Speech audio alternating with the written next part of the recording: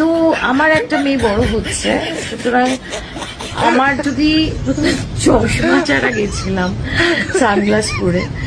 A few moments later. মনে হয় যে আমার হাতে এটা ছড়িয়ে দেওয়াটা এতে ষড়যন্ত্র ছিল।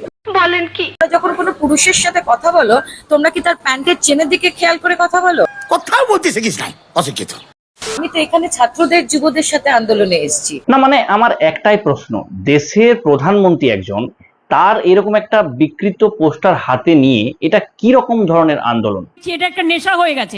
নমস্কার বন্ধুগণ, welcome back to my channel, welcome to a new video. তো বন্ধুগণ, আজকের ভিডিওতে আমি কথা বলতে চলেছি একজন স্বঘোষিত বামপন্থী অভিনেত্রী শিলাকা মিত্রকে নিয়ে। তো ইনি একজন বিশাল বিপ্লবী অভিনেত্রী এবং একজন স্বঘোষিত বামপন্থী। সে যাই হোক, গণতান্ত্রিক দেশ, যে যা খুশি পার্টি করতে পারে এবং প্রত্যেকটা মানুষের রাজনৈতিক মতবাদ আলাদা আলাদা হতে পারে। কিন্তু আমার প্রশ্ন হচ্ছে যে বামপন্থীরা নিজেদেরকে উচ্চ শিক্ষিত, উচ্চ রুচিশীল এবং তাদের রাজনীতির যে উচ্চ মনস্কতা নিয়ে গর্ব করে, এটা কি রকম ধরনের উচ্চ রাজনৈতিক মানসিকতা? না মানে এটা দেখে নিশ্চয়ই বামপন্থী মায়েরা বোনেরা নিশ্চয়ই উদ্বুদ্ধ হচ্ছেন অথবা শিহরিত হচ্ছেন। এবার এই কাণ্ডটা ঘটে যাওয়ার পর যখন এনাকে এটা নিয়ে প্রশ্ন করা হয়, সাংবাদিকরা প্রশ্ন করে, তখন এনার যুক্তিগুলো একবার শুনুন। তো আমার একটা মেয়ে বড় হচ্ছে, হ্যাঁ তো হচ্ছে, সেটা সবারই বড় হয়, আপনারও হচ্ছে, তাতে আমরা কি করব? সুতরাং আমার যদি প্রথমে চশমা ছাড়া গেছিলাম সানগ্লাস পরে। তো তাই তা সানগ্লাসটা কোথায় পরেছিলেন? চশমা ছাড়া গেছিলাম সানগ্লাস পরে, আর ওই ভিড়ের মধ্যে ওইটুকু একটা পোস্টারে আমার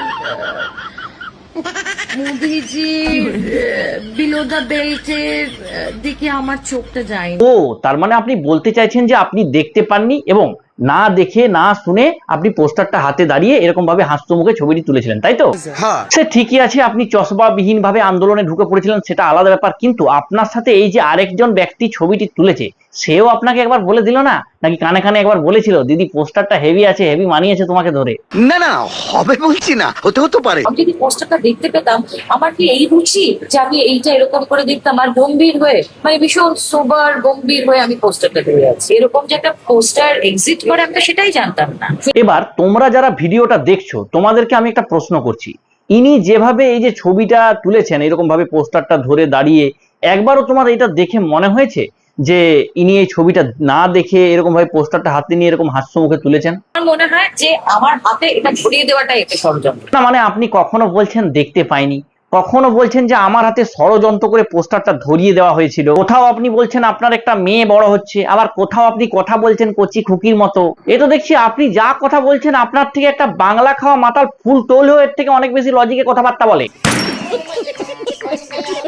যখন কোনো পুরুষের সাথে কথা বলো, তোমরা কি তার প্যান্টের চেনের দিকে খেয়াল করে কথা বলো? যাব বাবা, এখানে কথা হচ্ছে পোস্টার নিয়ে, আপনি চলে গেলেন লোকের প্যান্টের দিকে, এ কিরকম অসভ্যতামি! দেখুন, সব মহিলা তো আর সমান নয়, কেউ কেউ আছে যারা খুব নম্র হয়, ভদ্র হয়, যাদের নজর খুব ভালো হয়, আবার কেউ কেউ আছে যাদের নজর মোদিজির ওইটার দিকে একটু বেশি।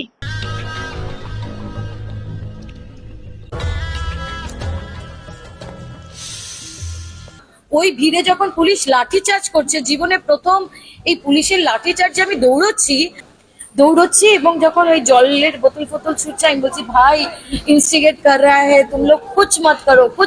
বলছে বাবা যে এত কিছু হয়ে গেছিল, তা এত কিছু হওয়ার পরেও আপনি এত শান্তি করে দাঁড়িয়ে এইরকম এক গাল হাতি নিয়ে ছবিটা কখন তুললেন তাহলে? আপনি মিথ্যে কথা বলছেন। কুছ মত করো। ওই ভিড়ের মধ্যে দাঁড়িয়ে সবাইকে, সেখানে কে পোস্টার ধরিয়ে দিয়েছে না আমি কারোর থেকে ইয়ে করেছি? হ্যাঁ, ধরিয়ে দিয়েছে মানে আপনি কি বলতে চাইছেন? তার মানে আপনি এটা বলতে চাইছেন যে আপনার রুচি খুব ভালো, আপনি খুবই উচ্চ রুচিশীল একজন মহিলা, আপনার পার্টির রুচি খুব খারাপ, পার্টির লোকেরা আপনাকে বদনাম করার জন্য এই পোস্টারটা আপনাকে ষড়যন্ত্র করে ধরিয়ে দিয়েছে, তাই তো?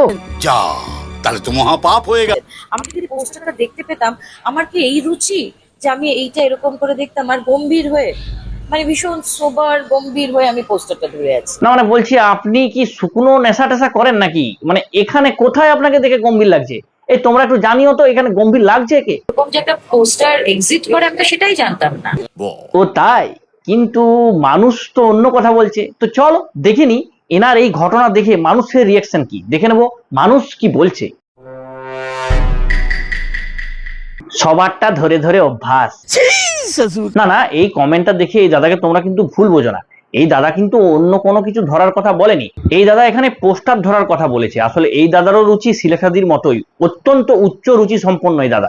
कैसा लगा मेरा मजाक? বলছি কলা খাওয়া, কলা কাটা কলা না, মানে এই ভাই হচ্ছে অত্যন্ত দয়ালু একজন মানুষ। এই কান্নাকাটি দেখে এই ভাইয়ের বোধহয় সহ্য হয়নি, মেয়েদের কান্না একদম সহ্য করতে পারে না, তাই কলা খাওয়াতে চেয়েছে ভালোবেসে। এটাও কোনো খারাপ কমেন্ট নয়, ঠিক আছে। মানুষের মধ্যে মনুষ্যত্ব এখনো বেঁচে আছে বন্ধুগণ। আমি বলছি করুন না অ্যারেস্ট, যদি দলও না থাকে আমি একাই লড়বো, আমি আবার আন্দোলন করবো। বলছিলাম কি, আপনার কমেন্ট বক্স চেক করে যেটা বুঝতে পারলাম, মানুষ তো আপনার পাশে নেই, আপনার পার্টিও আপনার পাশে নেই। আসলে কি জানেন তো, এখন মানুষ অনেকটা চালাক হয়ে গেছে। এখন এইসব কথাবার্তা মানুষ আর খায় না, মানুষ বোঝে যে কোনটা নাটক মারাচ্ছেন আর কোনটা ঠিকঠাক কথা বলছেন। তো বন্ধুগণ, এই ছিল আজকে ভিডিও। তোমাদের কেমন লাগলো সমস্ত জানিও। যারা এখনো পর্যন্ত চ্যানেল সাবস্ক্রাইব করেন, প্লিজ সাবস্ক্রাইব করে পাশে থেকে পাশে বেল আইকনটি অল করে দিন, যাতে পরে ভিডিও নোটিফিকেশন তোমাদের কাছে পৌঁছায়, আমার চ্যানেল সাথে জুড়ে থাকবে। তো ধন্যবাদ, দেখা হচ্ছে পরে অন্য কোনো ভিডিওতে। ততক্ষণ বাই।